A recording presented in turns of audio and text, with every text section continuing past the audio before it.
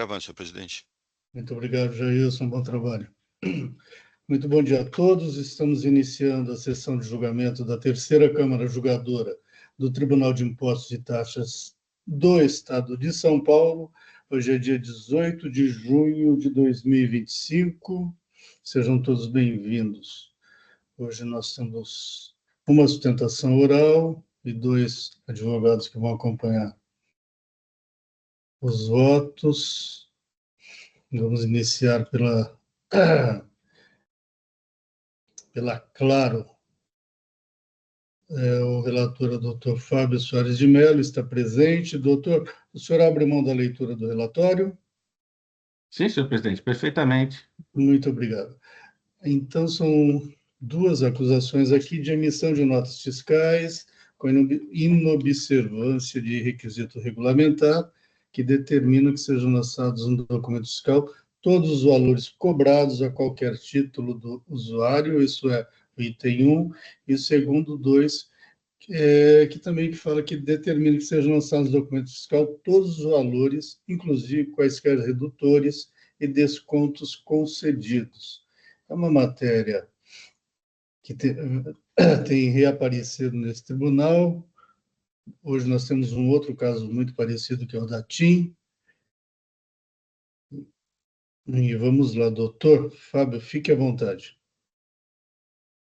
Sou juiz-presidente e relator desse processo administrativo tributário, demais juízes, que cumprimento na pessoa da juíza doutora Mara Caramico, sou representante fiscal, demais presentes, advogados, na sessão. Eu vou procurar ser extremamente breve por algumas circunstâncias. Primeiro, porque o próprio juiz relator mencionou muito bem que o tema tem aparecido com uma certa frequência na última sessão de julgamento, além do caso em que eu aqui apresento considerações, houve um outro caso também, curiosamente, acerca da mesma temática, talvez com algumas peculiaridades ou particularidades distintas, mas o fato é que realmente, em se tratando de um tema recorrente e efervescente, eu vou poupá-los aí de grandes considerações sobre essa temática. Mas eu gostaria de aproveitar essa oportunidade para chamar a atenção aqui para três pontos que me parecem relevantes. O primeiro, também de uma maneira muito objetiva, é que há um pedido em relação à nulidade da decisão recorrida, porque, de fato, nos parece que essa decisão proferida em sede de primeira instância administrativa deixou de abordar argumentos e documentos apresentados pelo contribuinte, e especialmente também em relação ao pedido da redução e da relevação da penalidade. A decisão recorrida ela foi bastante simplista e objetiva. Então, esse é um dos pedidos que eu tenho que, como preliminar, apontar, né? A anulação da decisão recorrida para que uma outra nova seja proferida em seu lugar. Um segundo pedido, que aí nos parece bastante relevante, é que, em relação à temática central, a necessidade de lançamento de todo e qualquer valor nas notas fiscais, em se tratando de informações que já foram fornecidas pela própria recorrente em arquivo próprio, nos termos de um convênio ICMS 201, a recorrente procurou, no seu recurso ordinário, apontar algumas das rubricas que já foram objeto de fornecimento de informações à administração fazendária estadual, procurou demonstrar nesses exemplos a desnecessidade e a impertinência de que esses valores fossem apontados nas notas fiscais. E aqui eu exemplifico três situações. Uma primeira situação, que é a de débitos anteriores, né? Onde trata-se apenas de uma cobrança decorrente de uma inadimplência de um cliente relativa a um serviço pretérito que já foi prestado e que foram destacados anteriormente em uma nota fiscal. Ou seja, a recorrente entende que não haveria necessidade de constar nas notas fiscais esses débitos anteriores, uma vez que já foram objeto de notas fiscais anteriores, né? O segundo exemplo é o exemplo de parcelamento de aparelho, de aquisição por um usuário de um aparelho móvel celular. Então, essa rubrica diz respeito a um pagamento parcelado para aquisição desse aparelho e que no momento da venda do aparelho é emitida uma nota fiscal já para cobertar a operação. E, em razão do parcelamento, também não haveria necessidade de que os demais documentos fiscais, repita-se, já objeto de uma emissão de nota fiscal e também do documento apresentado nos moldes do convênio ICMS 201 de 17, não parecem serem obrigatórias a constar nos novos documentos.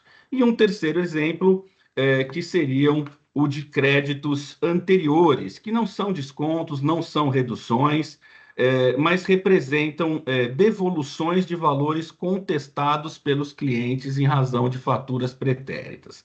Em razão desses três exemplos, acerca destas três rubricas que já foram objeto de notas fiscais, a recorrente ela entende, ela enfatiza a necessidade de uma conversão de um julgamento em diligência para que o autor do feito se manifeste sobre a real necessidade de se incluir estes itens no lançamento de ofício e, por sua vez, na composição da base de cálculo da multa, que é extremamente elevada, uma vez que já foram objeto de notas anteriores. Então, esse é um pedido inicial que a recorrente requer por entender que na Constituição do Crédito Tributário houve uma falta de caracterização que prejudicou a própria tipicidade na medida em que estariam exigindo a inclusão de valores nas notas fiscais que já foram objeto de emissão de notas fiscais anteriores. Então, esse é um ponto.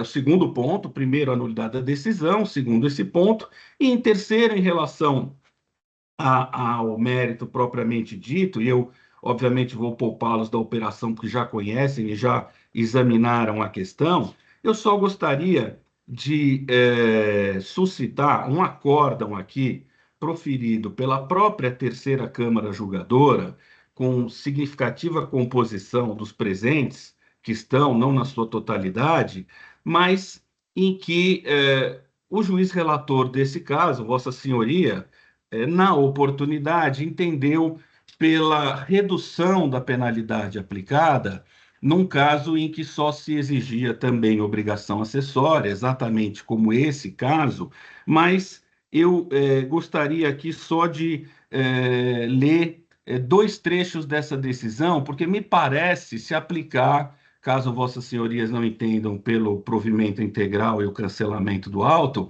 me parece absolutamente aplicável ao caso, na medida em que a recorrente se amolda e preenche os requisitos do artigo 527-A nos termos dessa decisão que eu transcrevo nos memoriais que foram protocolizados nos autos. Me permitam aqui a leitura, só de dois trechos. ICMS, descumprimento de obrigação acessória no preenchimento de documentos fiscais. Recurso ordinário conhecido e parcialmente provido, multa reduzida. Aqui, nós estamos falando de um caso idêntico, onde não há falta de recolhimento de imposto, onde não há prejuízo ao erário, onde não há nenhuma imputação de conduta dolosa, fraudulenta, simulada ou de sonegação fiscal, e aqueles aspectos que acabam estando muito mais ligados à dosimetria e não à aplicação do 527-A, também me parece que foram bem abordados por Vossa Senhoria nesse outro caso, quando menciona o seguinte: em que pese a autuada ter outro auto de infração lavrado contra si, verifica-se que ele se encontra ainda pendente de julgamento, não definitivamente julgado. Entendo que os antecedentes fiscais da autuada não são desabonadores da conduta. Faço esse apontamento porque a representação fiscal, de fato e de forma adequada, aponta a existência de outros autos de infração sobre a temática. Mas esses outros casos ainda não foram definitivamente julgados, ainda estão pendentes de apreciação, não houve a baixa definitiva do contencioso. E aqui repito mais um trecho, aqui releio de Vossa Senhoria nesse acórdão similar da Terceira Câmara. Quanto ao requisito do porte econômico, tem o antigo entendimento. Não significa o ato simplista apenas de observar se se trata de empresa de grande, médio ou pequeno porte, beneficiando estas com eventual redução da multa aplicada e não aquelas. Se fosse esse o objetivo legal, a própria lei definiria objetivamente a disciplina a ser seguida pelo órgão julgador nas situações envolvendo cada um desses grupos, grande, médio e pequeno porte. Isso absolutamente não significa dizer que, pelo fato de um contribuinte sustentar a condição de empresa de grande porte, não seja merecedor da relevação ou da redução da multa aplicada, pois esse não é o objetivo da norma legal. Eu fiz questão de trazer esse acórdão aqui da Câmara e de, o voto condutor foi de Vossa Senhoria, para mostrar que realmente quando estamos diante de uma penalidade acessória, não havendo falta de recolhimento do imposto, não havendo a tipificação da conduta como dolosa, fraudulenta ou simulada, não havendo prejuízo ao erário, há que se buscar realmente, diante de uma infração se cometida, um caráter educativo, um caráter de correção, e que, inclusive, viabilize a quitação e extinção do crédito tributário. O auto de infração aqui já deve estar em valor corrigido em mais de 70 milhões de reais. E se eu não trouxesse essa questão aqui, não procurasse justamente provocá-los no caso da manutenção do auto, que pelo menos essa multa fosse significativamente reduzida, eu não teria mais instância nenhuma para tratar, até porque essa matéria é matéria simulada, não posso submeter à apreciação da Câmara Superior. Então, eu encerro aqui requerendo a vossas senhorias que, caso não entendam pela conversão do julgamento em diligência para um aperfeiçoamento do lançamento de ofício em razão dessas rubricas que já foram objeto de notas fiscais anteriores, que ao menos deem aí provimento parcial para reduzir significativamente no patamar que entendam economicamente viável a penalidade aplicada, em face, inclusive, desse entendimento recente, que, salvo engano, é do final de 2023, na verdade, julgamento 19 de abril de 23, em que parte dessa Câmara participou do julgamento. Eu agradeço imensamente a oportunidade e permaneço aqui à disposição do juiz relator e dos demais juízes para algum esclarecimento que eventualmente se faça necessário. Eu agradeço imensamente a oportunidade. Muito obrigado, doutor Fábio. Eu agradeço pela clareza e didática da sustentação oral. E eu, como relator, não tenho questionamentos. Doutora Amara, a senhora tem algum questionamento? Não, nenhum. Nenhum. Muito obrigado. Doutor Tortello, representação fiscal. Também nenhum, senhor presidente. Obrigado. Muito obrigado. Doutor Alexandre, algum questionamento ao patrono? Também não, presidente. Muito obrigado. Doutor Vinícius? Também não, presidente. Muito obrigado. Doutor Fábio, essa Câmara a gente costuma divulgar para os membros da Câmara o voto com antecipação, com antecedência, e isso já foi feito também. Eu vou perguntar à doutora Amaro, doutor Alexandre, doutor Valentim, ou representação fiscal, alguém pretende fazer alguma manifestação, preferência ou tirar em vista? Não, Eu não leria o voto, deixaria para ler depois. Não, Belmar, a minha única dúvida é em relação ao que você está aplicando do 527, porque como eu julguei o DATIM de forma diferente, eu só queria eventualmente fazer uma preferência só para manter a coerência com o DATIM. Eu só queria confirmar se efetivamente não houve a defesa de absolutamente nada, não houve a comprovação, juntar de balanço. No recurso ordinário, não. Tá. Veio agora em memoriais e eu me manifesto sobre isso no voto. Tá, então eu já vi isso aí. Então, tudo bem, não vou fazer a preferência. Perfeito. Então, eu passo a leitura do voto. Pois não, doutor Tortello? Eu vi a mãozinha levantada aí. Não, só se fosse, se a doutora Mara fosse fazer a preferência, eu tinha uma observação a fazer, mas como ela não vai fazer, então não tenho nada a dizer. Obrigado. Perfeito. Após a leitura do voto, se for o caso, Eu vou abrir para debate também, então fique tranquilo. Eu vou ao voto. E aqui eu estou indeferindo o pedido recursal de produção de novas provas, etc. e tal, aplicação do artigo 19 e 37 da Lei 13.457. E digo que se a autuado não instruiu a sua defesa com tais documentos, que a defesa é o momento de juntar provas, e nem mesmo alegou ocorrer situações excepcionais para apresentação, a oportunidade de produzir provas estou fulminada pela preclusão.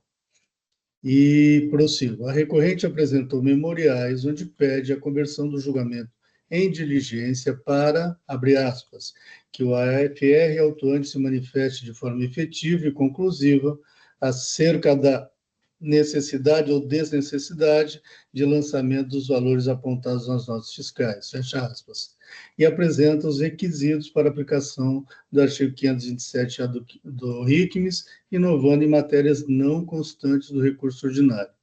E digo, por intempestividade, preclusão consumativa, não conheço das inovações recursais trazidas pela recorrente em memoriais, porque a isto eles não se prestam, como é ser disso. Se determinada matéria não foi tempestivamente trazida no recurso, não é dado à parte o direito de apresentá-la após o decorrer do prazo a tanto, especialmente quando tais inovações consistem em alegações que poderiam ter vindo, mas não vieram no presente recurso, operando-se, portanto, o aforismo dormientibus non succurrit ius. E cito aqui a jurisprudência do STJ, a ministra Laurita Vaz, que diz: muito embora seja uma praxe forense a elaboração de memoriais pelos advogados mais combativos, com o intuito de enriquecer o debate ou esclarecer situações que se acredita sensibilizar o julgador, essa prática não pode estar acima da regra processual que determina prazos para a realização dos atos pelas partes, mormente em face da preclusão consumativa, instituto de indelével importância ao regular processamento de qualquer causa. Indo adiante, conheço do recurso, porque apresento seus pressupostos. Improcedente ao preliminar recursal de que a decisão ACO seria nula, por ter deixado de apreciar os argumentos suscitados pela recorrente em sua impugnação, e, consequentemente, manter genericamente a autuação. E digo, tal preliminar aparece-se fundamentado, transcreve, etc. e tal, e digo, trata-se de alegação com intuito meramente protelatório, dado que no ponto a decisão ACO enfrentou expressamente tais alegações defensórias de maneira completa e fundamentada, não merecendo qualquer reparo. No ponto, assim foi a decisão ACO, e transcreve exatamente os pontos que o recurso disse não enfrentados. Ainda que assim não fosse, é certo que o fundamento central da alegação preliminar confunde-se com mérito, e como tal será tratado. Indo adiante, é certo que a adesão à qual foi proferida regularmente e condizente com o princípio da motivação, onde se encontram claramente expostas as razões do convencimento do órgão julgador, sendo que as conclusões a que chegou têm decorrência lógica das premissas que adotou e da análise coerente da acusação fiscal, das alegações das partes e do acervo probatório carreado aos autos, onde se vê o enfrentamento de todos os argumentos deduzidos pelas partes no processo, capazes de, em tese, influenciar o resultado da demanda, resultando em decisão perfeitamente válida, portanto. Ressalte-se que a jurisprudência dos tribunais superiores já se orientou no sentido de que o órgão julgador não está obrigado a enfrentar todas as alegações das partes, etc. e tal, e transcrevo duas decisões, uma decisão do STJ e outra do STF. STJ, o relator foi o ministro Mauro Campbell Marques, e no STF, o relator foi o ministro Flávio Dino. Essa decisão é de 2024. No mais, a recorrente não questionou as provas e os cálculos fiscais, não havendo controvérsia quanto a esses pontos, portanto. Quanto ao item 1, a recorrente admite que deixou de incluir nas notas fiscais de serviços de telecomunicação que emitiu valores que, sob seu entendimento, não deveriam constar nas NFST, relativos ao que tratou como débitos anteriores que já teriam constado em NFST. Eu vou só falar nota fiscal, ok? Em notas fiscais do período da prestação de serviço, sendo mero acerto financeiro de valor em aberto. 2. Parcelamento do aparelho, cujos valores já teriam sido devidamente informados em documentos fiscais próprios. 3. Outros itens de natureza estritamente financeira, que não devem constar na nota fiscal, tais como juros, multas, encargos financeiros, decorrente de inadimplência ou atraso do pagamento dos clientes, etc. Sem razão a recorrente. No que interessa ao caso, assim dispõe o artigo 178, inciso 8º do RICMES e o item 5.2.3.5 do anexo 1 da portaria CAT 79 de 2013. Esse anexo 1 é o manual de instrução previsto. Aí transcrevo, não vou ler para vocês, porque já leram, é de conhecimento de todos. Onde se vê que a legislação de regência é explícita no sentido de que a nota fiscal deve conter o valor do serviço prestado, bem como outros valores cobrados a qualquer título, fazendo referência expressa a multa e juros, tributos que não compõem a base de cálculo do ICMS, cobrança de terceiros, mercadorias ou serviços com ICMS diferido e quaisquer outros valores, ainda que estranhos à tributação do ICMS. Portanto, era dever da recorrente se conduzir em conformidade com tais veículos normativos, porque a eles estava submetida. Tinha a recorrente o dever de informar, nas notas fiscais que emitiu, os valores cobrados a qualquer título de seus clientes, o que a recorrente não logrou fazer, conforme por ela mesma admitido, incorrendo assim na infração que lhe foi imputada. Do que se denota de suas alegações recursais, a conduta infracional levada a efeito pela recorrente decorreu de sua particular interpretação da legislação, notadamente o referido artigo 178, inciso 8º do ICMES e do referido item do anexo 1 da portaria CAT 79 de 2003, ao entender que só tinham razão de ser no período em que o fisco não tinha acesso a todos os dados informados na fatura. Transcrever a alegação da autuada. Ou ainda de que, abre aspas, não deveria haver dúvidas de que apenas receitas relativas ao serviço de comunicação deveriam constar em uma nota fiscal de telecomunicações, excluídos valores alheios à incidência do ICMS. Fecha aspas. Ocorre, porém, que tais veículos normativos são válidos, vigentes e eficazes, e assim aptos a irradiarem os efeitos que lhes são próprios, especialmente quanto às determinações que encerram, sendo, portanto, de cumprimento obrigatório a todos sob a sua égide, onde se encontra a recorrente, não lhe socorrendo a sua particular interpretação de tais veículos normativos, especialmente quando contrária às suas expressas determinações objetivas. Do exposto, resta certo que a recorrente descumpriu a legislação de regência ao deixar de informar nas notas fiscais que emitiu todos os valores cobrados a qualquer título de seus clientes, fato incontroverso nos autos, frise-se, incorrendo na infração que lhe foi imputada no item 1 do aí exordial, devendo arcar com o ônus de sua conduta antijurídica. Quanto ao item 2, a recorrente também admite que deixou de incluir nas notas fiscais que emitiu valores que, sob seu entendimento, não deveriam constar nelas, relativos ao que tratou como créditos anteriores e outros, os quais não representariam descontos ou redutores concedidos, mas mero ajuste financeiro para facilitar a devolução de valores contestados pelos clientes. E digo, sem razão recorrente, mesma sorte que segue contra o que se decidiu no item 1 do AI. No que interessa ao caso, aí eu transcrevo aqui o item 6.2.3.4 do anexo 1 da portaria 79 de 2003 e digo, onde se vê que o referido item da portaria expressamente informa que deverão ser informados nas notas fiscais quaisquer redutores e descontos concedidos, sejam a que título forem, ainda que estranhos à tributação do ICMS.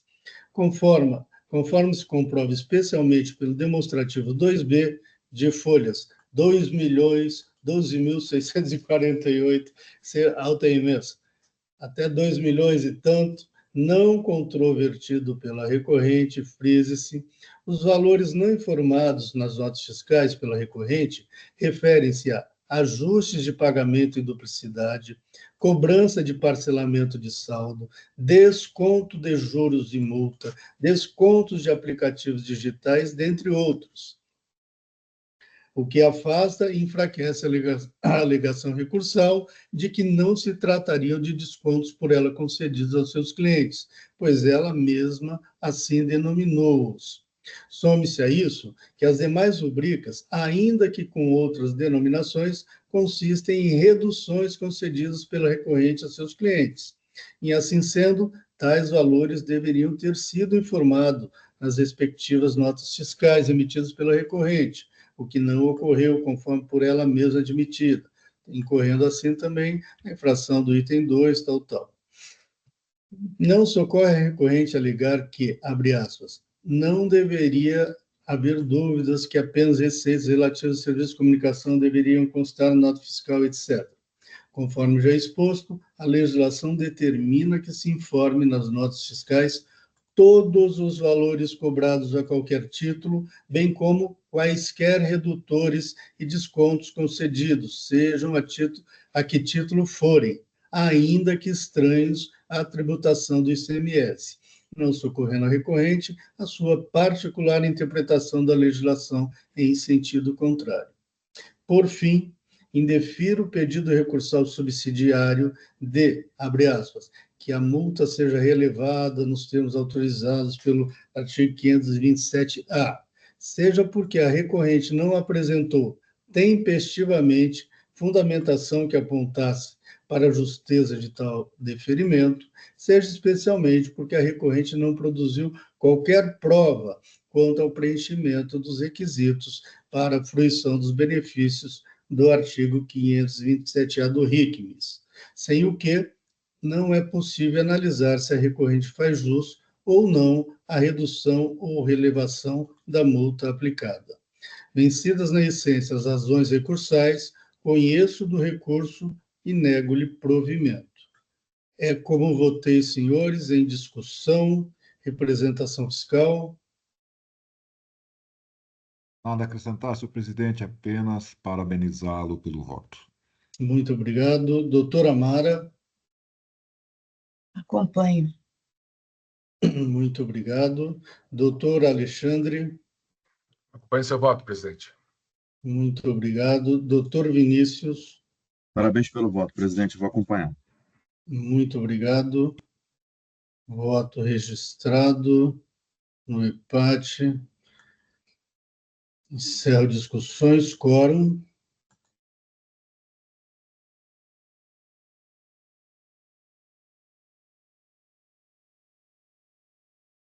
Em votação.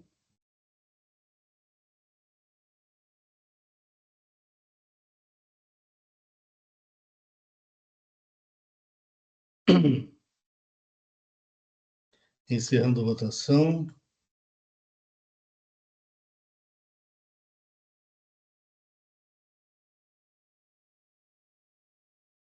Encerrando o julgamento. Doutor Fábio, muito obrigado pela presença. O resultado foi conhecido e negado provimento ao recurso ordinário. Tenha um bom dia. Até a próxima. Eu que agradeço a oportunidade, desejo uma boa sessão. Ficarei aqui para acompanhar o caso. Da TIM, eu já vou iniciar pela TIM, porque o voto é muito parecido, né? Vamos lá na TIM. Então, doutora Mara, deixa eu abrir aqui. Ah, desculpa, estava falando com o microfone fechado. Deixa eu só te pedir para fazer uma alteração no voto. Você só consegue fazer agora por preferência. Só por preferência? Não consegue mais alterar o voto. Ele já está registrado no EPAT. Ah, então tá. Não, é porque... Então, eu vou fazer o seguinte. Eu vou fazer a preferência reformulando o voto no sentido de... o parágrafo que eu preciso mexer, eu vou copiar. Então, fica o voto da preferência inteiro igual ao voto normal que eu dei, tá? Não mudou o sentido, é só que eu preciso corrigir a questão dos antecedentes, que eu tinha dito que a representação fiscal não tinha apresentado nada de antecedentes, e você falou que está no recurso ordinário, então só estou conseguindo. Então, assim, qual a sequência do EPAT? Eu registro o meu voto de vista. Beleza. A senhora confirma o seu voto ou não. Tá. Vamos ver se der, ou se não, peça uma preferência e acrescenta isso. Eu formulo no ponto. Tá, beleza. Perfeito? Ok. Então, doutora Marcelinha, vamos agora. A senhora poderia pedir vista, ler seu voto, que não foi lido na sessão passada, Tá e bom. em seguida eu apresento o meu de vista. Ok, só um minutinho, tá? Deixa eu Perfeito. só pegar o voto definitivo aqui, que fica mais fácil. Bom, vamos lá. E essa parte a senhora vai alterar? Se quiser Não deixar altera o no voto, vídeo. é só um parágrafo. É só para corrigir a informação que foi dada. Então, vamos lá. Trata-se de recurso ordinário interposto pelo contribuinte após decisão de primeira instância administrativa que julgou procedente o auto de infração e imposição de multa. As acusações fiscais são as seguintes: infrações relativas a documentos fiscais, emitiu no período de janeiro a dezembro de 2019 notas fiscais de telecomunicações com inobservância dos requisitos regulamentares. As acusações são as mesmas da Claro. A segunda emitiu no período de janeiro a dezembro de 2019 notas fiscais de serviço com inobservância dos requisitos regulamentares que determinam que sejam lançados no documento fiscal todos os valores, inclusive quaisquer redutores e descontos concedidos, ainda que estranhos à tributação do ICMS. Terceira emitiu no período de janeiro também o mesmo tipo de infração.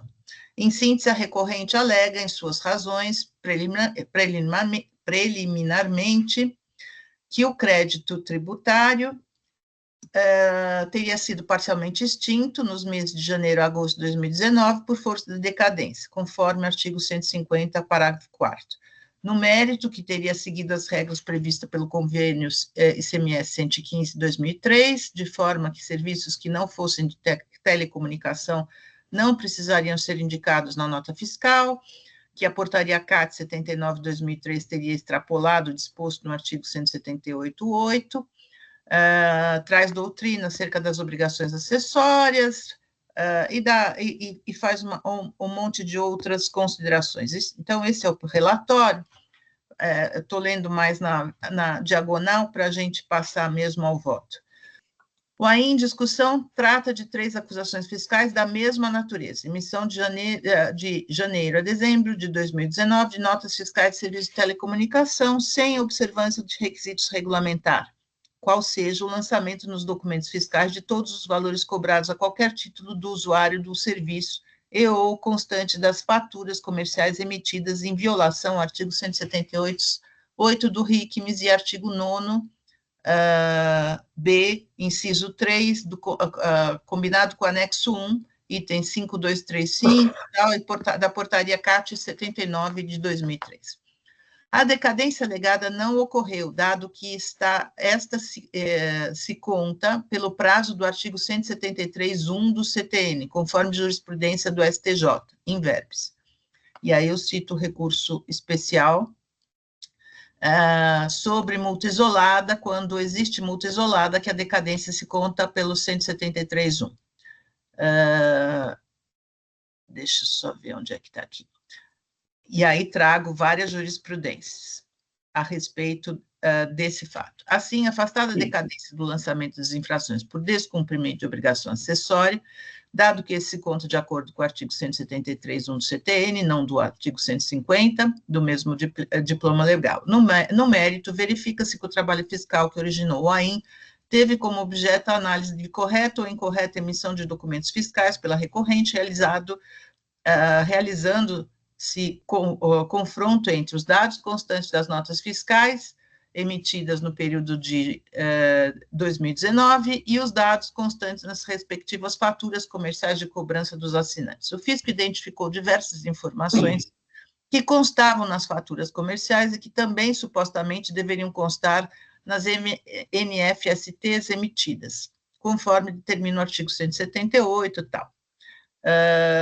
O douto julgador consignou que a constituição do crédito tributário seria uma atividade vinculada e que o artigo 178 seria válido e vigente, de forma que não haveria como se afastar a aplicação do dispositivo infralegal para que fosse afastada a aplicação da multa por inobservância de obrigação acessória.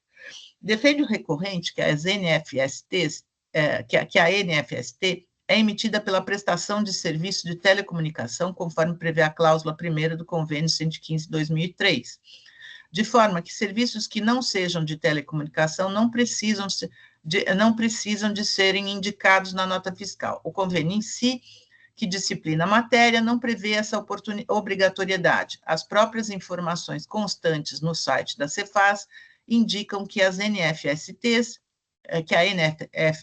é um documento a ser emitido por prestadores de serviço de comunicação, que deverá informar as datas de prestação de serviço de telecomunicação e os fatos geradores do ICMS, o que sugere que a nota fiscal contempla apenas serviço de comunicação.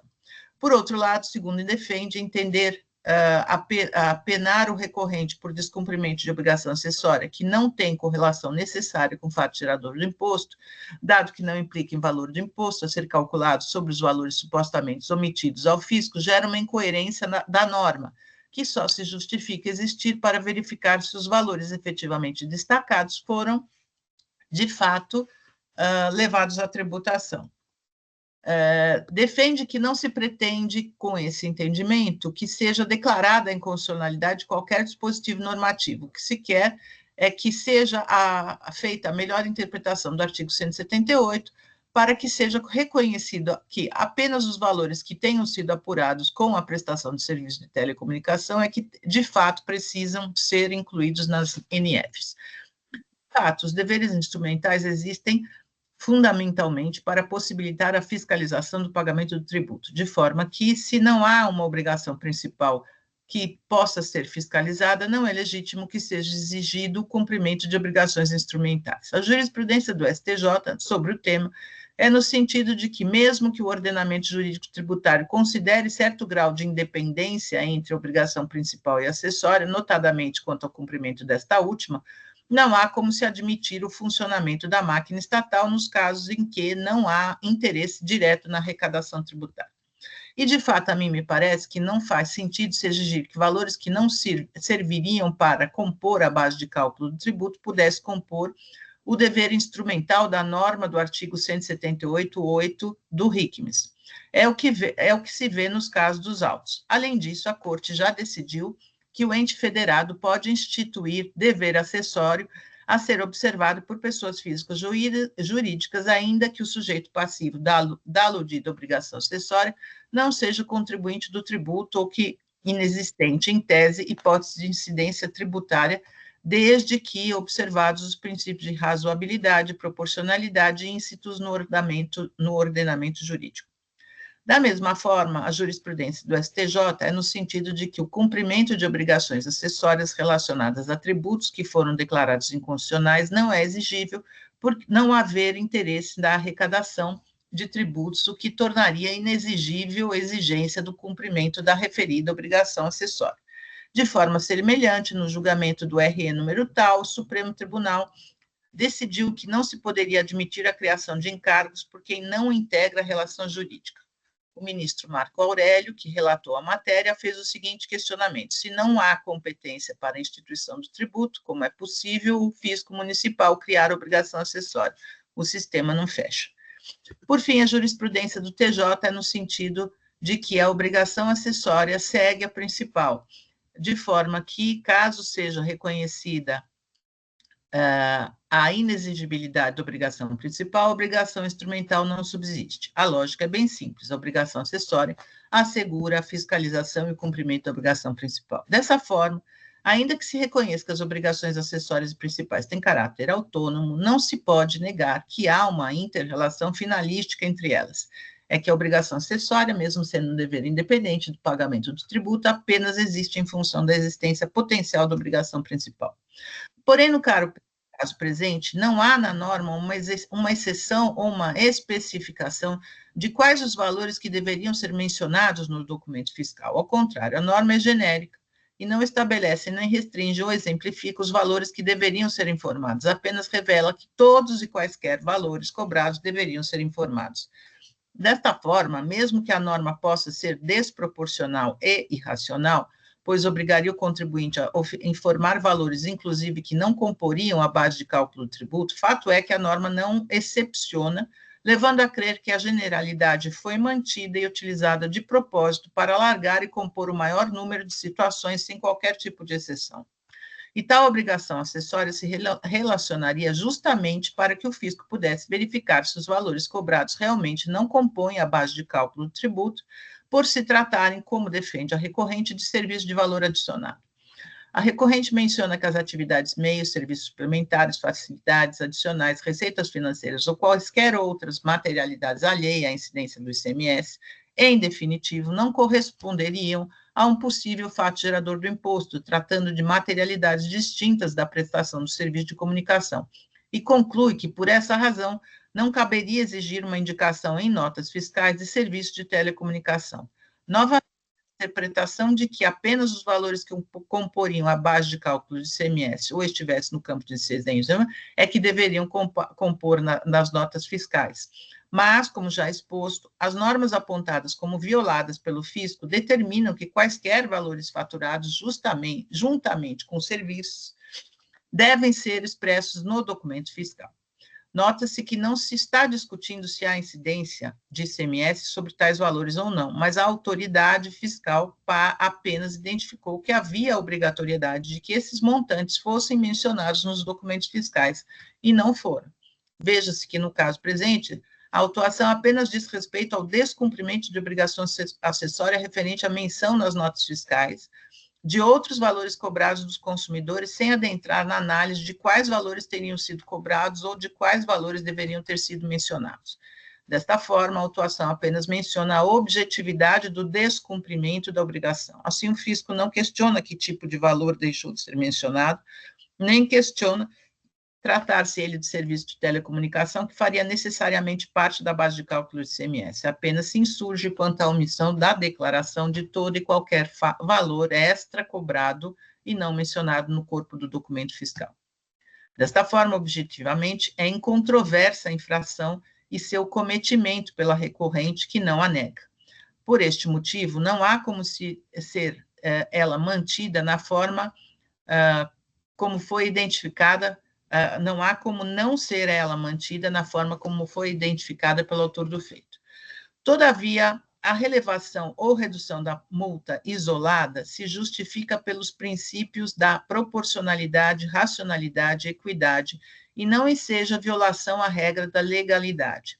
Destaca-se que a multa isolada visa punir as tentativas de fraude à atividade fiscalizatória decorrente de irregularidades relativas à emissão de documentos fiscais praticadas com fraude ou sonegação e com vistas à obtenção de ganhos ilegítimos. Apesar disso, no caso dos autos, não se verifica qualquer vantagem oferida pelo sujeito passivo com o suposto descumprimento da obrigação instrumental. A empresa recolheu a tempo e a modo o ICMS que era devido ao Estado de São Paulo, ainda que as notas fiscais não contivessem todos os valores cobrados dos clientes.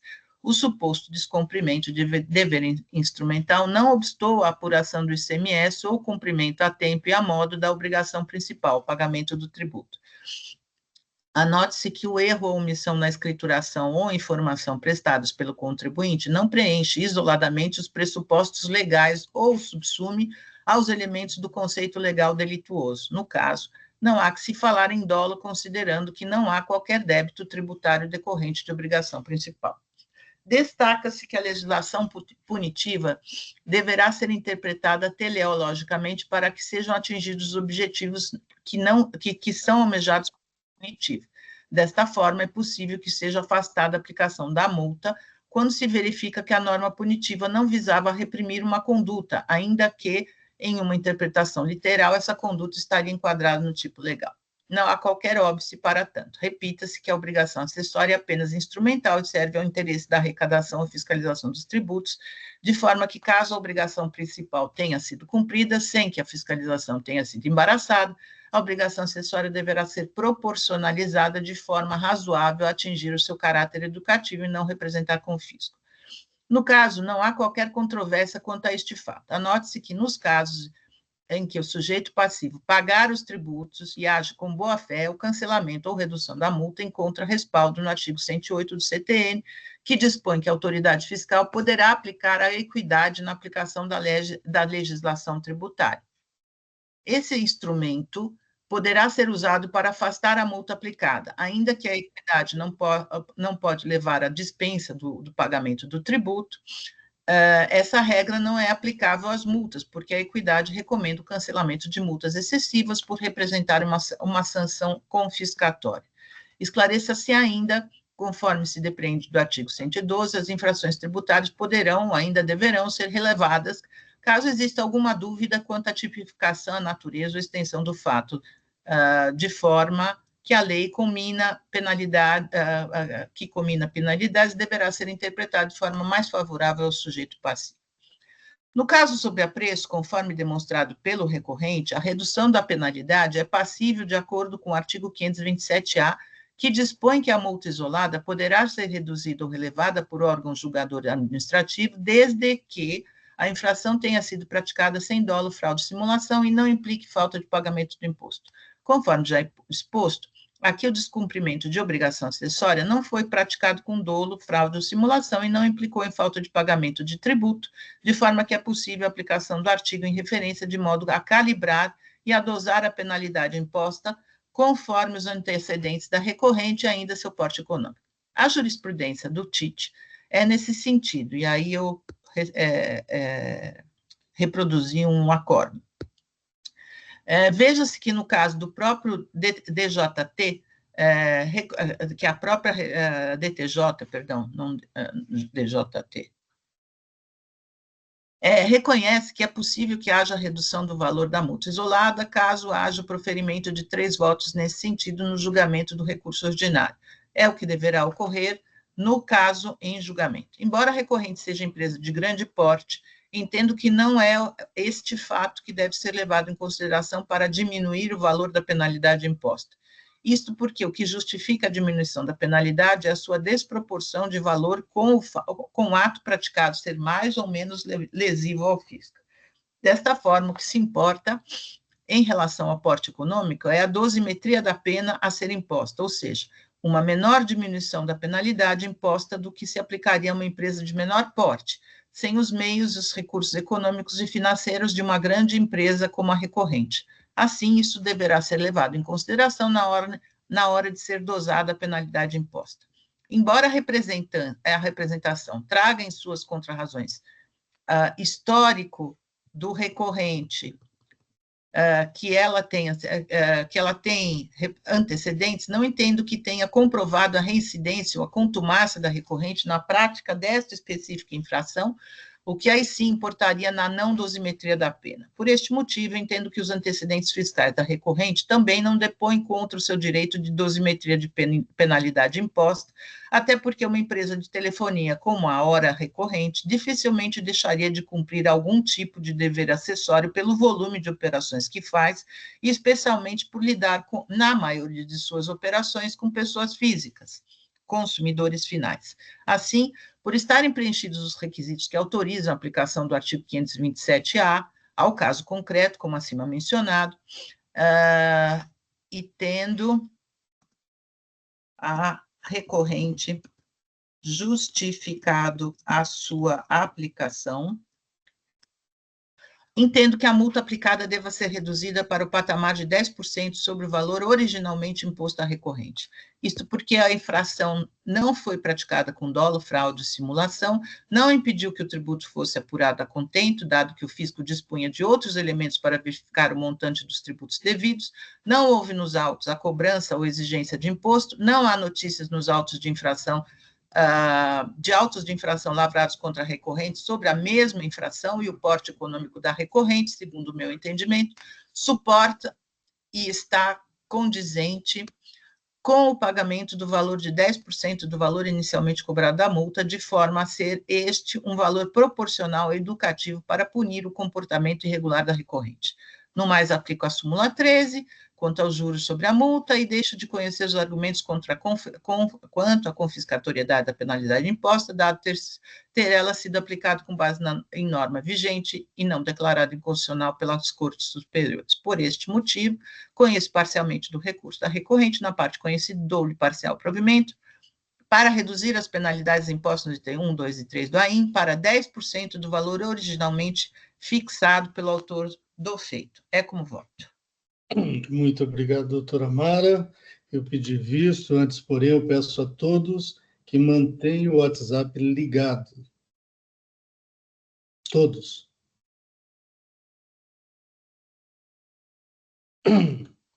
E eu vou ler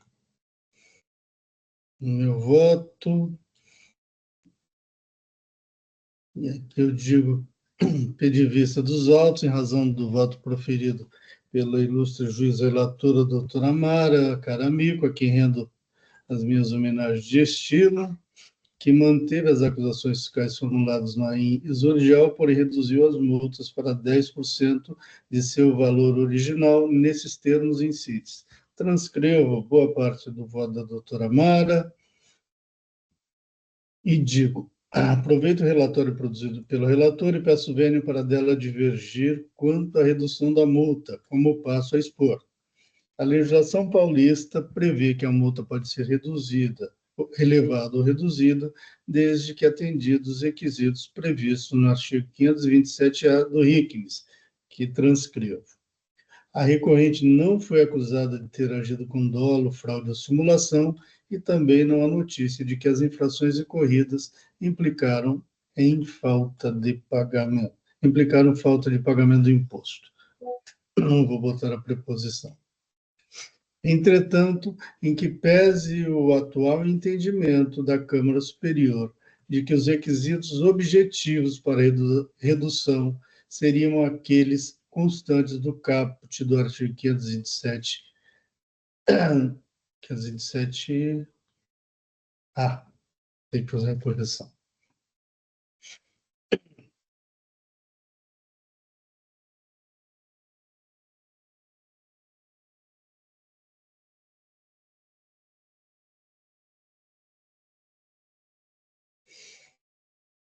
No caput do artigo 527-A do RICMES, ou seja, ausência de dolo, fraude, simulação e de falta de pagamento, e que, especialmente, o parágrafo 3º seria requisitos... Vou reler de novo esse parágrafo para ficar claro.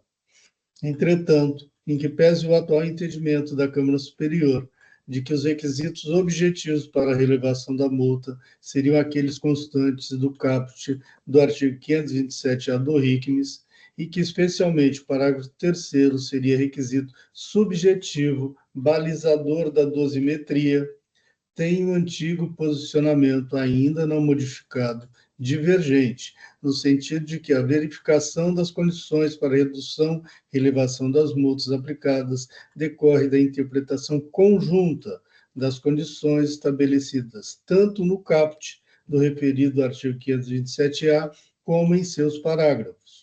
Por exemplo, o parágrafo 1º estabelece uma condição objetiva para a redução da multa, isto é, a redução não pode ser inferior ao valor lá estabelecido. Já o parágrafo 2º estabelece textualmente que não poderão ser relevadas na reincidência as penalidades que menciona. Em outras palavras, é condição objetiva para a relevação... Eita, aqui, precisando ir no fono. para a relevação que as penalidades não estejam enquadradas nos dispositivos que menciona. Portanto, ainda que o contribuinte autuado atenda a todas as condições previstas no caput, há as condicionantes dos parágrafos seguintes a limitar ou impedir a concessão do benefício de redução ou relevação da multa aplicada. Da mesma forma, para a redução ou relevação da multa, também deve ser considerada a condição imposta pelo parágrafo 3º, isto é, devem ser considerados o porte econômico e os antecedentes fiscais do contribuinte.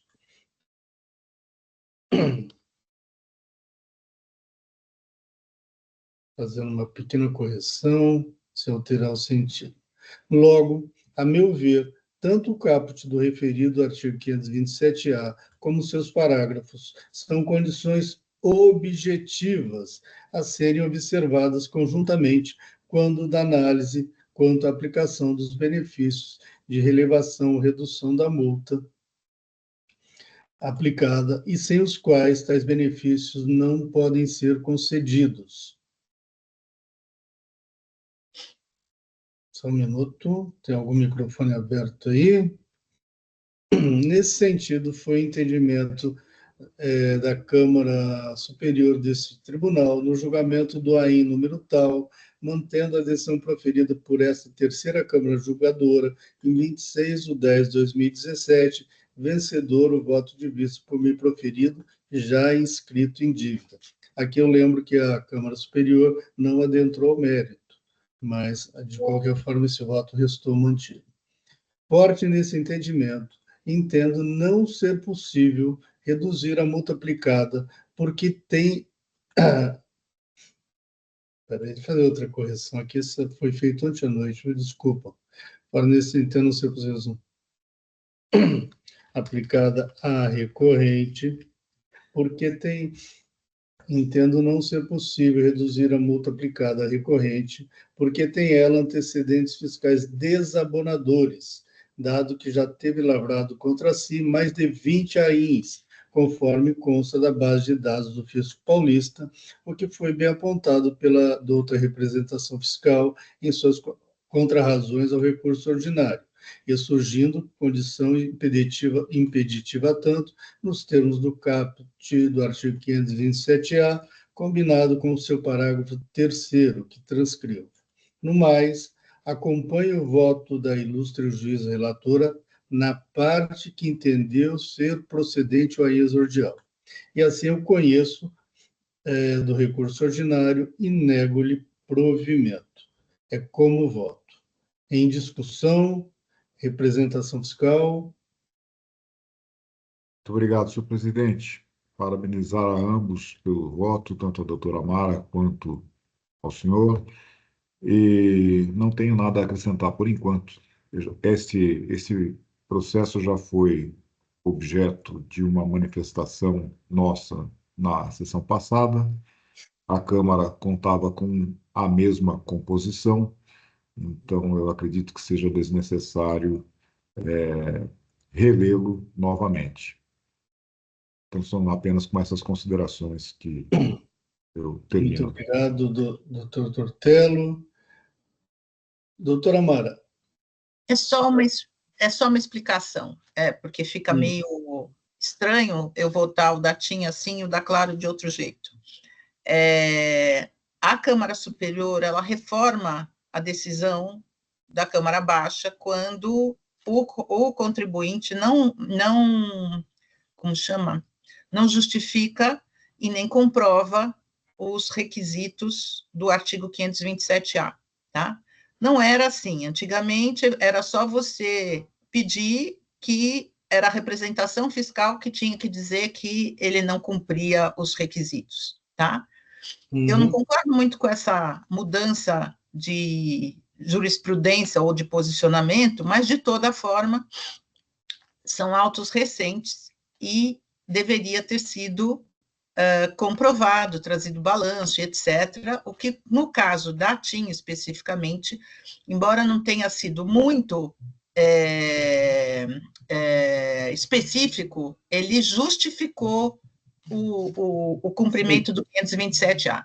Então, era só isso que eu queria justificar, o porquê que um eu julguei de um jeito e o outro eu julguei do outro, porque fatalmente haveria a reforma da decisão pela Câmara Superior, porque o contribuinte não fez a justificativa, não comprovou que ele fazia jus à dosimetria da pena.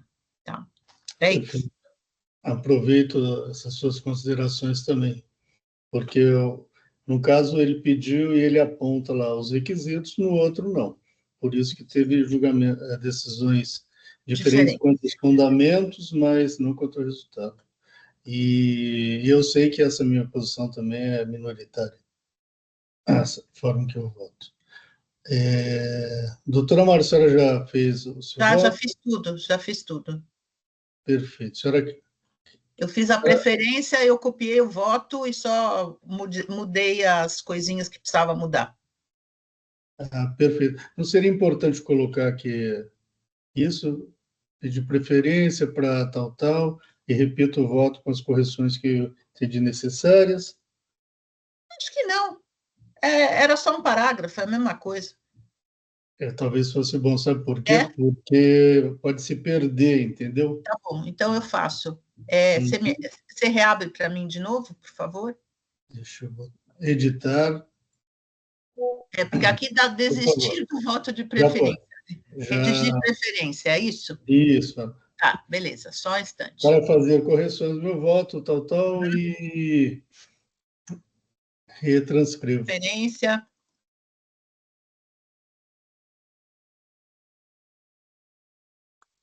Porque aí não fica com dúvida, entendeu? Falou, é o mesmo voto, etc.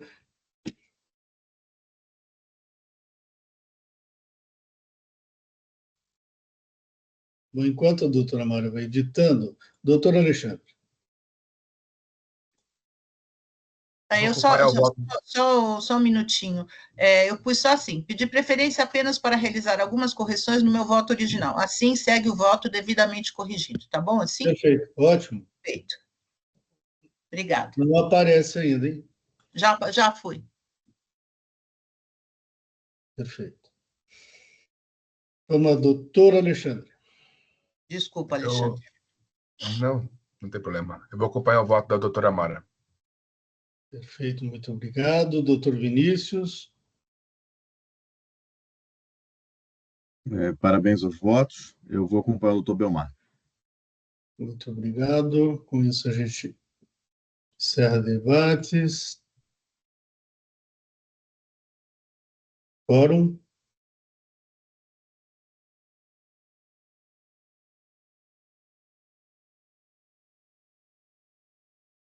Em votação.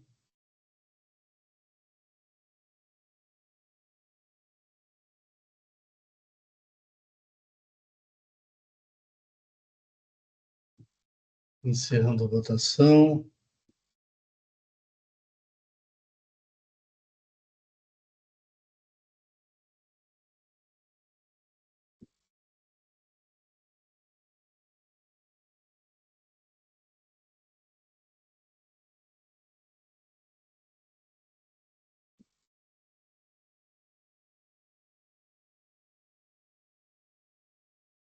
Encerrando o julgamento.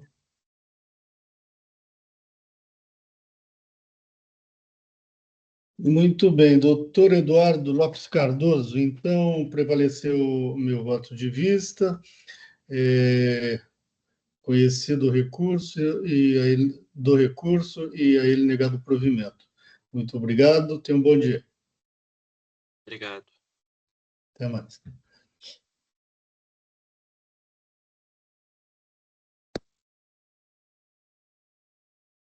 Muito bem, o próximo processo é da Edcha. Belmar, você pode Sim. abrir para mim só para eu editar já está aqui. Editar o voto de vista. Você vai fazer um voto de... Não, é só acrescentar um parágrafo no meu voto anterior. Não está registrado, não tem... consegue fazer. É isso. Como não está... Tem um botãozinho em cima lá para editar, registrar, etc. e tal. Já estou fazendo. Perfeito. é só para acompanhar o seu voto no caso da redução, da não redução do 527A, Uhum, mas por outro motivo. tá. Eu vou ter que fazer uma preferência também Tá. Deixa eu só ver aqui. sobre a questão dos juros. Tá. Eu havia não conhecido, mas doutor Antônio Pola, que está aí, eu havia não conhecido da ligação quanto aos juros. Eu havia entendido que os juros já tinham sido aplicados em conformidade com a taxa Selic, mas não foram. Então, vou fazer uma preferência. Eu acho que caiu, hein? Caiu? Não. Para determinar, fazer a preferência para determinar a aplicação dos juros em conformidade com a taxa Selic. Mas eu dependo do voto de vista. Só um minutinho, tá? Perfeito. O doutor Antônio, eu li o voto na sessão passada, não, né? Não, Então, não. vou ler agora.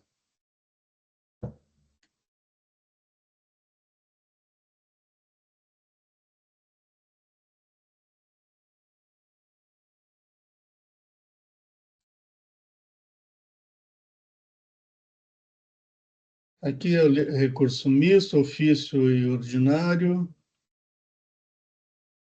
Adesão a coadjugou improcedentes os itens 1, 2 e 3 do AI, improcedentes os itens 4 e 5.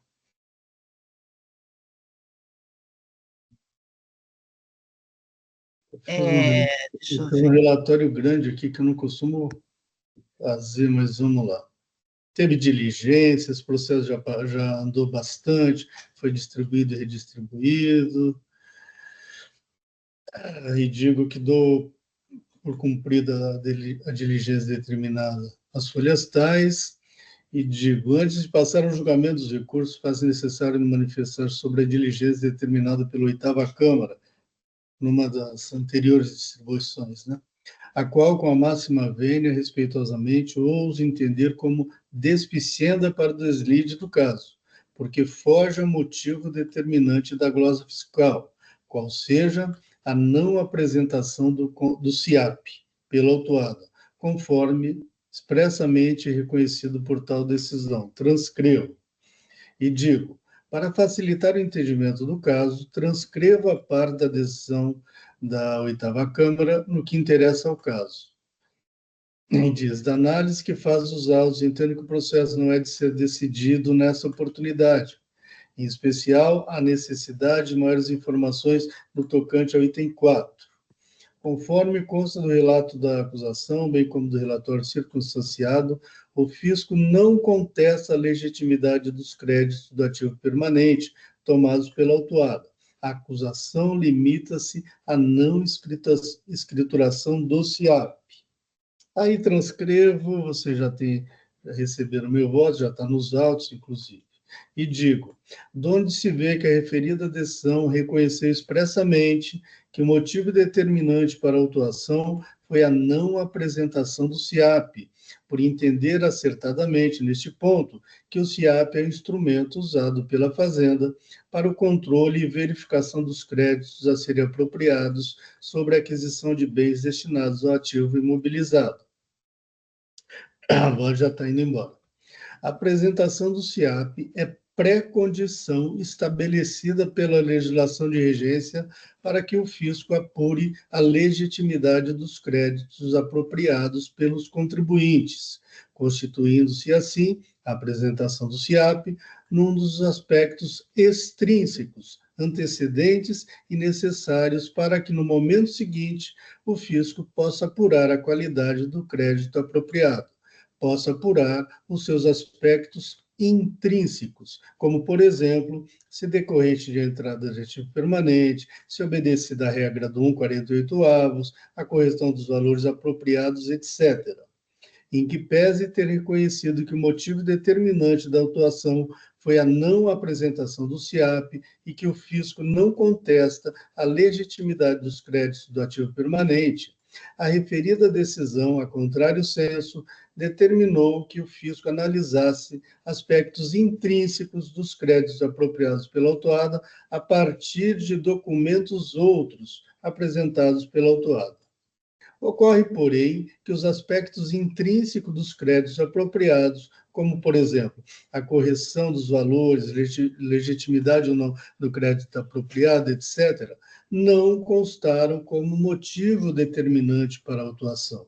O motivo determinante da glosa fiscal e que foi reconhecido pela referida decisão foi a falta de apresentação do SIAP. Neste sentido, a diligência fiscal de folha tal determinou apurações outras que extrapolam o motivo determinante da glosa fiscal, qual seja, o creditamento indevido porque feito sem apresentação do SIAP, tratando de aspectos estranhos ao objeto da lide, ampliando-o indevidamente, motivo porque tal determinação deve ser desconsiderada, o que aqui se declara, para tornar sem efeito neste processo tudo o que dela decorreu, especialmente o quanto versado nos documentos das folhas que cito. Caso não seja esse o entendimento dessa colenda Câmara, ainda assim tenho que as manifestações dos documentos de folhas tais devem ser desconsiderados por não se basearem na escrituração do SIAP, na escrituração fiscal digital da autuada, mas em documentos outros, diferentes dos previstos na legislação de regência à época dos fatos, sendo, portanto, irrelevantes para a decisão do caso, conforme a fundamentação que adotarei abaixo, a qual, em boa parte, tem por conteúdo a mesma fundamentação adotada no julgamento do recurso ordinário relativo ao auto de infração que cito o número, onde, em 15 de 5 de 2024, por unanimidade, essa colenda terceira Câmara julgadora não aceitou as alegações daquela autuada, de que comprovara a legitimidade dos créditos, de que se apropriou por outros meios que não o SIAP, assim como de que a portaria CAT no 25 de 2001 autorizaria que o SIAP pudesse ser substituído por livro, contendo, no mínimo, as mesmas informações do SIAP. No ponto, as alegações recursais naquele caso foram bem semelhantes às trazidas no presente. Assim foi a ementa daquela decisão do recurso ordinário, que transcrevo. Dito isto, passo ao julgamento do recurso de ofício, do qual conheço, porque presentes os seus pressupostos. Sem reparo a fazer na decisão com relação aos itens 1 e 2 do AIM, pois no ponto não há controvérsia a ser dirimida, dado que a própria Fazenda Pública, através da douta representação fiscal, pede o não provimento do recurso de ofício. Nesse sentido, ficam afastados os itens 1 e 2 do AIM. Em relação ao item 3 do AIM, deve ser reformada a adesão à CO, para se manter a adesão à acusação fiscal, seja porque a autuada não controverteu o recurso de ofício, seja especialmente porque não comprovou a exportação das mercadorias descritas em sua nota fiscal número tal, de 23 de setembro de 2016, seja porque em sede de defesa a autuada nada disse em relação à referida nota fiscal, vez que referiu a uma outra nota fiscal. Nesse sentido, fica mantido o item 3 do AIM. Essa outra eu cito o número aqui, tá? Do exposto, conheço do recurso de ofício e dou-lhe parcial provimento. Passo ao julgamento do recurso ordinário. Eu vou poupar aqui o não conhecimento com relação à Selic, porque eu vou fazer um complemento no meu voto determinando a aplicação. E digo, no mais conheço do recurso porque presente seus pressupostos. Quanto ao item 4, adesão à qual manteve a acusação fiscal de crédito apropriado indevidamente, referente à aquisição de bens destinados ao ativo imobilizado, adesão à qual aqui é adesão de primeira instância, só para deixar claro isso. bens destinados ao ativo imobilizado sem apresentação do SIAP. Não há controvérsia quanto ao fato de que a recorrente se apropriou dos créditos glosados no item 4 do AIM, assim como de que não escriturou o seu SIAP, fatos estes por ela admitido ao longo do seu recurso, como, por exemplo, quando alega, etc. e tal. E digo que essa alegação não socorre. E digo, o ajuste CINEF 8 de 97 instituiu o documento destinado ao controle tal, instituiu o SIAP, e foi alterado pelo ajuste CINEF 3 de 2001, com efeitos a partir de 1/10 de 2001, para, dentre outras, criar os modelos C e D do referido SIAP. Posteriormente, através do ajuste CINEF 7 de 2010, com efeitos a partir de 1/9 de 2010, foi acrescido o inciso 3º, a cláusula 1ª do ajuste CINEF 897, de modo que, após as alterações, a referida cláusula 1ª passou a contar com a seguinte redação. Cláusula 1ª, tal, eu vou direto no inciso 3º. O modelo previsto pela escrituração, no caso o SIAP, destinado à apuração do valor do crédito a ser mensalmente apropriado na redação, transcreva, não vou ficar lendo isso, que é muito chato, esse ajuste CINEF, com todo respeito. E digo, de sua vez, o ajuste CINEF 2 de 2009, suas alterações que dispõem sobre a escrituração fiscal, assim definiu. E digo, vou aqui fazer um resumo, que o SIAP institui o SIAP e diz, em sua cláusula 2ª, fica vedado ao contribuinte obrigado à escrituração fiscal digital a escrituração dos livros e do SIAP em discordância com o disposto nesse ajuste. Ou seja, diz que o SIAP tem que ser escrito juntamente com a FD. Informe-se de que as acima referidas relações do inciso 6º do parágrafo 3º da cláusula 1ª, da cláusula 2ª e do parágrafo 5º da cláusula 3ª do ajuste CINEF 2 de 2009 foram dadas pelo ajuste CINEF 5 do 10, com efeitos a partir de 13 de 7 de 2010, período bem anterior aos créditos apropriados pela autuada, foi em janeiro de 2016 a dezembro de 2017. Onde se vê que, à época da apropriação indevida dos créditos, a autuada estava obrigada à EFD, fato incontroverso nos autos, sendo-lhe expressamente vedada a escrituração do SIAP de outro modo, conforme informado pela referida cláusula 2ª do ajuste CINEF 2 de 2009, alterado pelo ajuste CINEF 5 de 2010, motivo porque não lhe socorre alegar que possui o controle dos referidos créditos realizado nos estritos termos da legislação de regência e do ajuste CINEF 3 de 2001.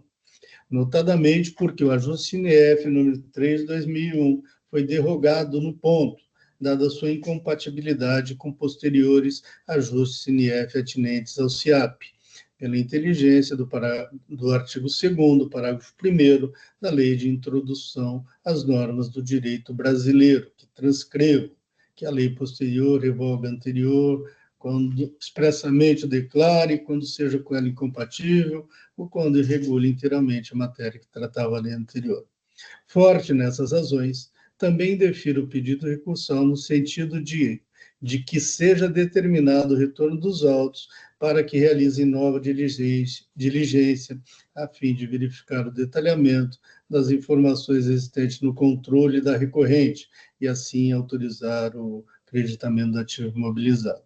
E digo, notadamente, porque o controle a que se refere a recorrente não é aquele exigido pela legislação de regência, frise-se, ou seja, não é o SIAP. Ela tem controles paralelos que não é o SIAP, em sua forma digital, inclusive.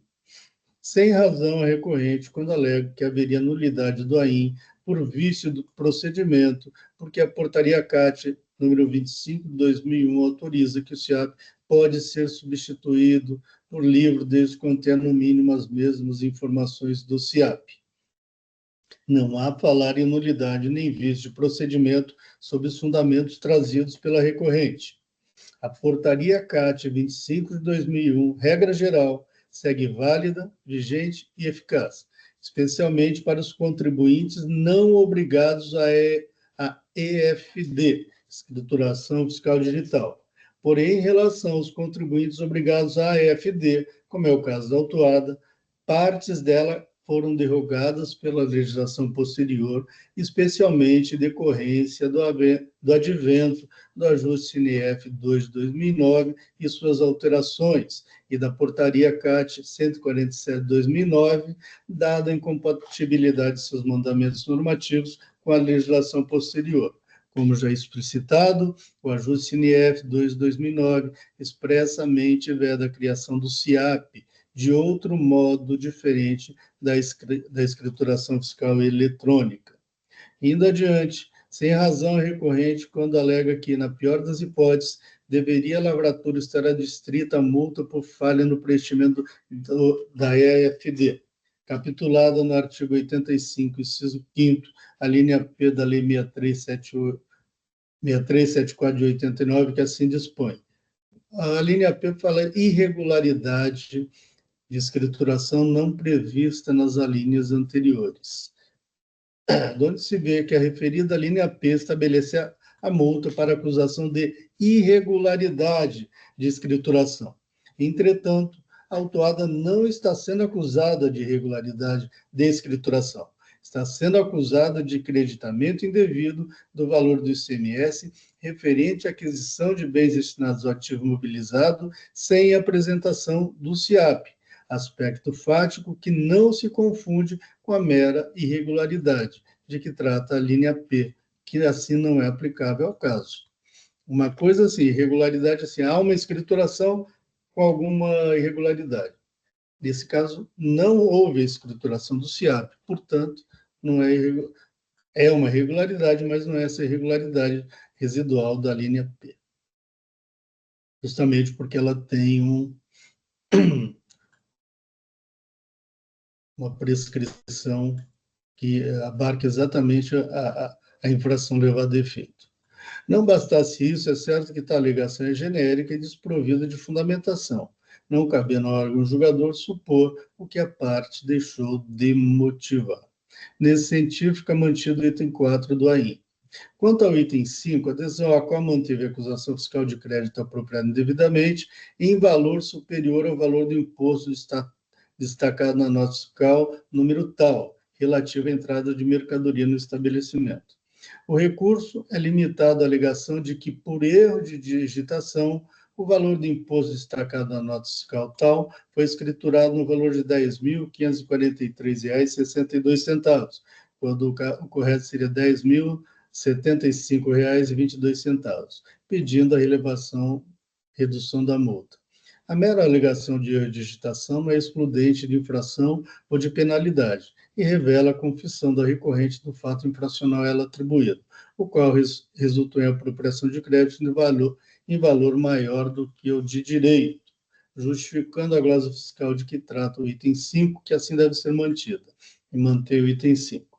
Não socorre a recorrente alegar que as multas ferem os princípios que cita, etc. e tal, aqui é a aplicação do artigo 28 da Lei 13.457 de 2009. Nesse pensar, indefiro o pedido de recursal de relevação e redução decorrente desta alegação. Por fim, indefiro o pedido de recursal de relevação e redução, fundado no artigo 527-A do RICMS, seja porque a recorrente não apresentou fundamentação que apontasse para a justeza de tal deferimento, seja porque não comprovou ela preencher as condições para obtenção de tais benefícios, e notadamente porque tem ela antecedentes fiscais desabonadores, dado que já teve lavrado contra si outros 9 autos, conforme consta da base do Fisco Paulista, etc. e tal. E assim eu conheço do recurso ordinário e nesta parte conheço parcialmente do recurso ordinário e nesta parte nego-lhe provimento. Foi como votei. Saiu em vez para a doutora Amara. Doutora Amara, por favor.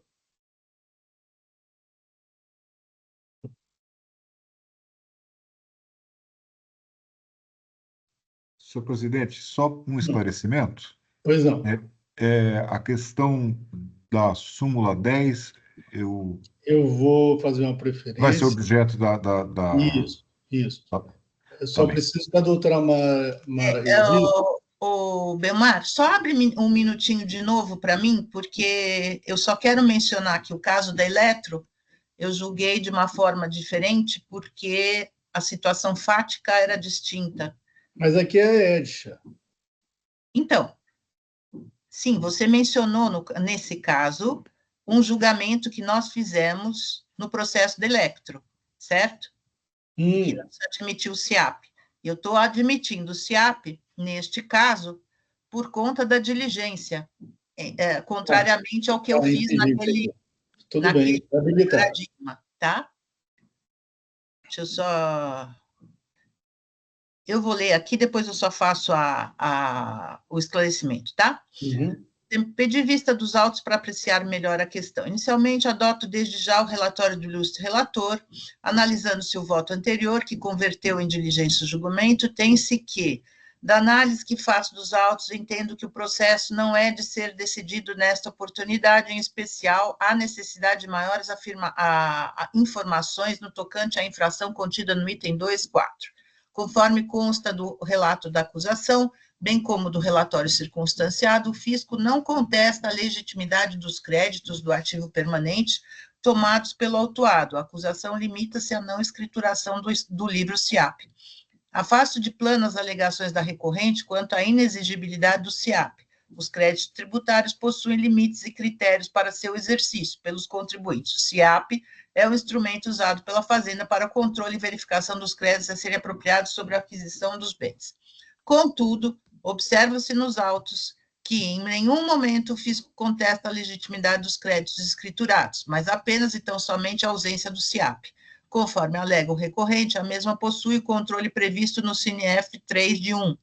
Assim, apesar de, no meu entendimento, de que esta não é a norma aplicável ao caso, é importante perquirir se estamos diante de crédito realmente indevido ou de créditos que seriam válidos, calculados corretamente e que se tornaram irregulares em face da ausência do livro SIAP. A autuação a ser decidida cuida de uma apropriação de crédito inexistente ou em valor indevido ou apenas de uma infração formal decorrente do não atendimento dos requisitos na legislação paulista. A questão impõe o devido esclarecimento por parte do fisco, conforme pedido elaborado pela autuada em seu recurso ordinário. Pelos motivos, converto o julgamento em diligência. Em retorno da diligência, o fiscal autuante assim se manifesta. Em função da decisão do tribunal tal que converteu, aí o que ele faz? Ele demonstra os créditos. Então, cumprida a diligência solicitada pelo autor do fisco ao contribuinte, sobreveio nova manifestação fiscal em cumprimento ao quanto determinado pela Câmara Julgadora. A infração se refere ao ICMS a título de aquisição de bens do ativo permanente. E aí ele faz uma digressão e, de acordo com o relatório fiscal final, temos o seguinte quadro de apuração. E aí existem quadros de apuração do imposto que seria do crédito, que seria possível de ser, que seria viável, né? E o que seria o crédito indevido. Ou seja, a acusação não é apenas formal, dado que não trata apenas de falta de apresentação do livro SIAP. De acordo com a diligência solicitada, a relatora anterior pretendia saber se de fato se tratava apenas de uma falta de cumprimento de obrigação acessória e os créditos tomados seriam válidos, ou se, de fato, o contribuinte não só deixara de apresentar o livro, como também tomara créditos a maior do que o devido ou indevidos de fato. E aqui surge o problema, porque, de acordo com a legislação atual, já vigente à época dos fatos, o recorrente, de fato, praticou a infração e não lhe era facultada a apresentação de outros livros auxiliares, conforme se denota da revogação do ajuste CNF anterior, citado pelo ilustre relator. Porém, a autuação, embora só um minutinho, que a autuação, embora apenas formal, identifica, após a diligência, créditos que teriam sido tomados pelo recorrente de maneira indevida e em importância superior, em montante superior.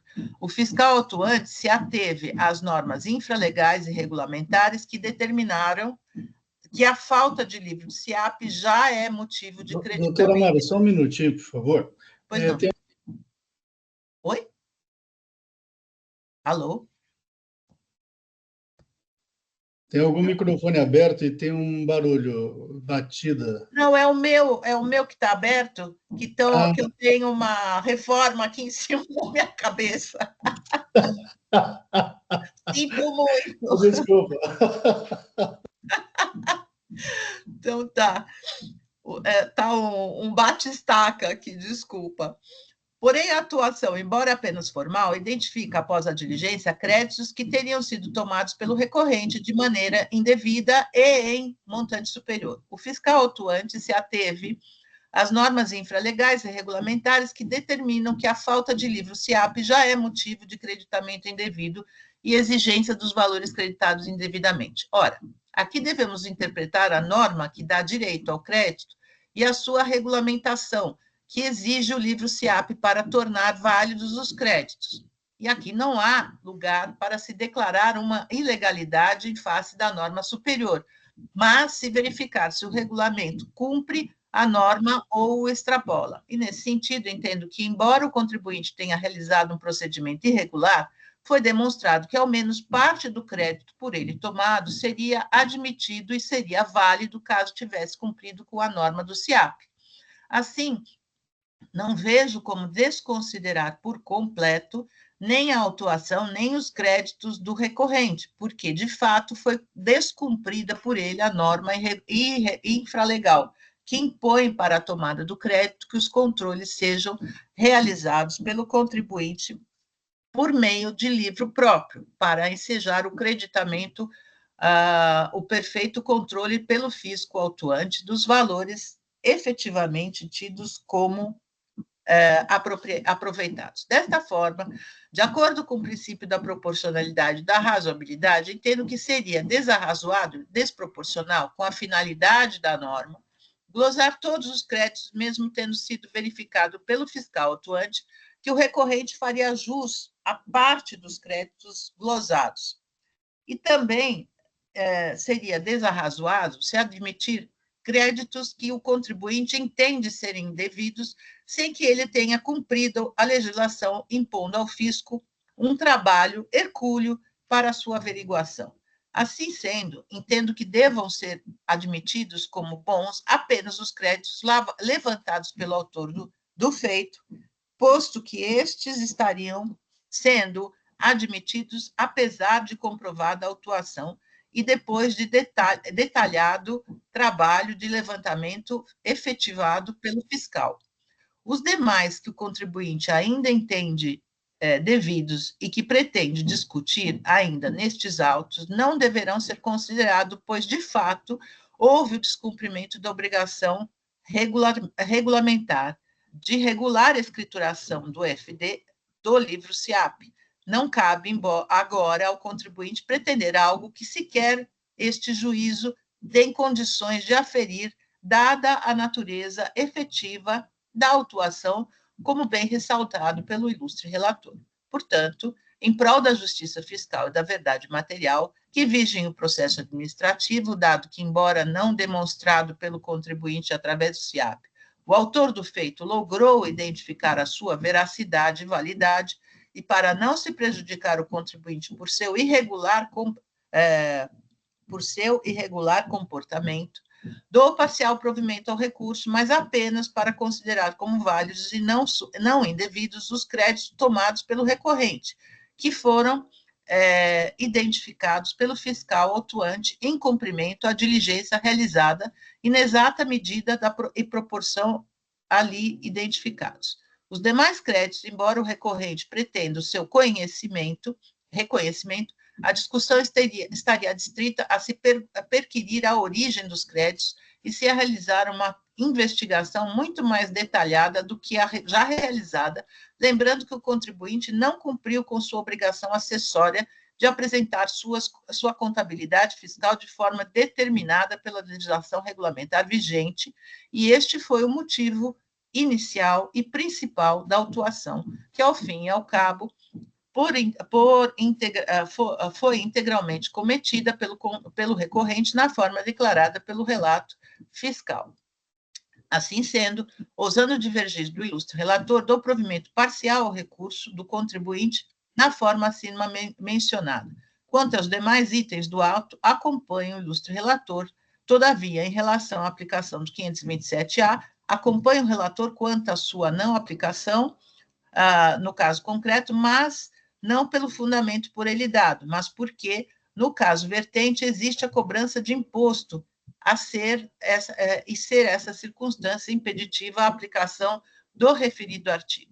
Ao contrário do ilustre relator, entendo que o 527-A possui apenas 2 critérios objetivos para a sua aplicação, que se encontram no caput do artigo 527, que são não estar a infração caracterizada por dolo, fraude ou simulação e não haver cobrança de imposto. Os demais critérios constantes dos incisos dizem respeito como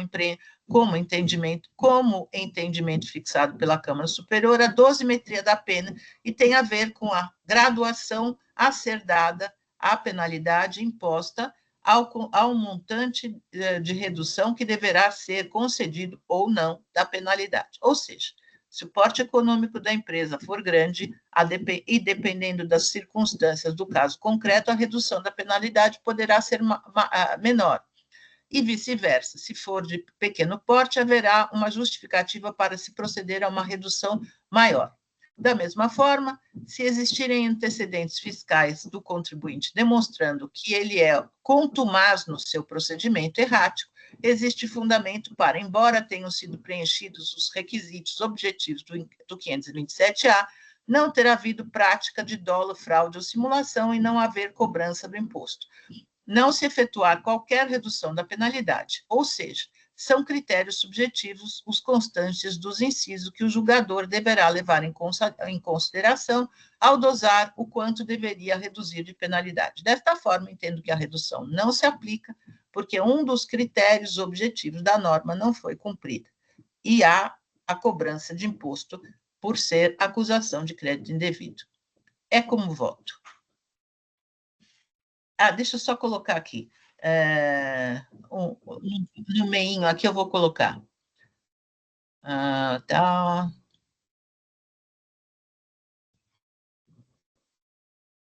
senhora vai alterar o seu voto?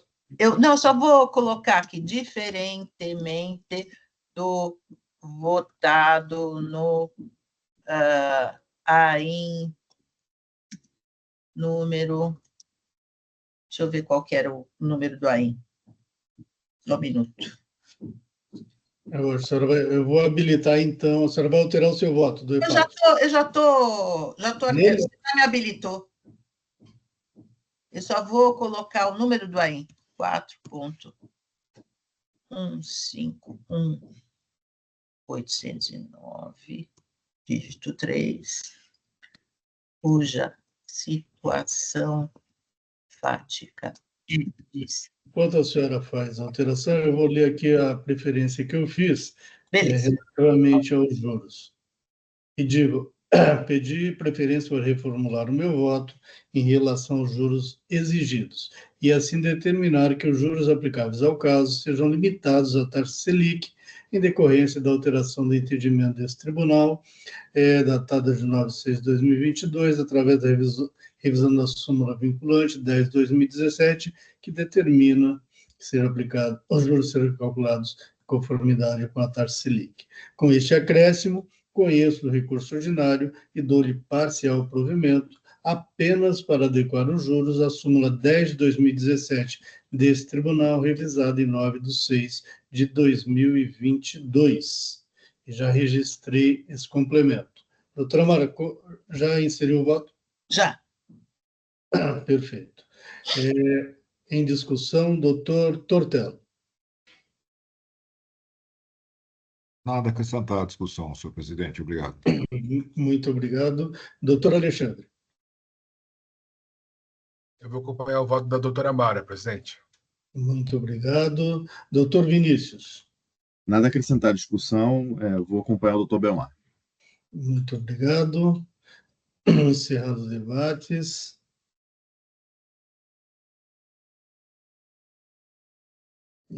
Quórum.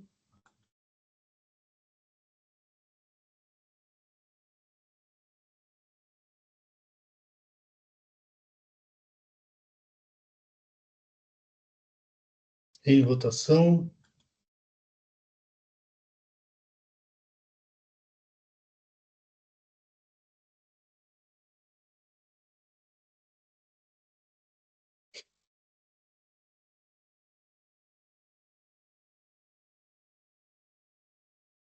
Encerrando a votação.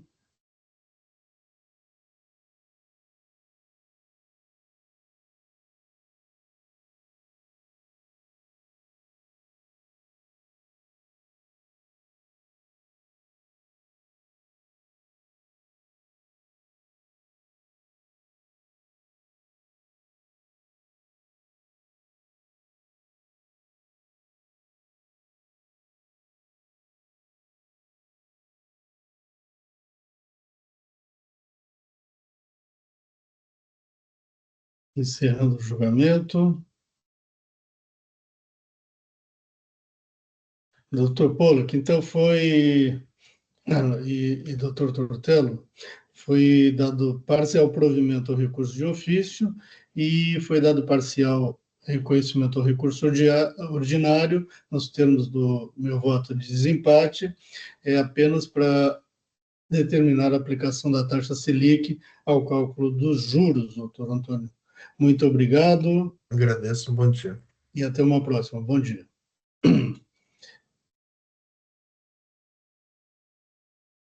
Assim concluímos a nossa pauta de hoje. Estou encerrando a sessão de julgamento da terceira Câmara Julgadora do Tribunal de Impostos e Taxas do Estado de São Paulo. Hoje é dia 18 de junho de 2025. Muito obrigado a todos que nos acompanharam e até uma próxima. Tenham todos um bom dia. Doutor Jailson, podemos encerrar a live?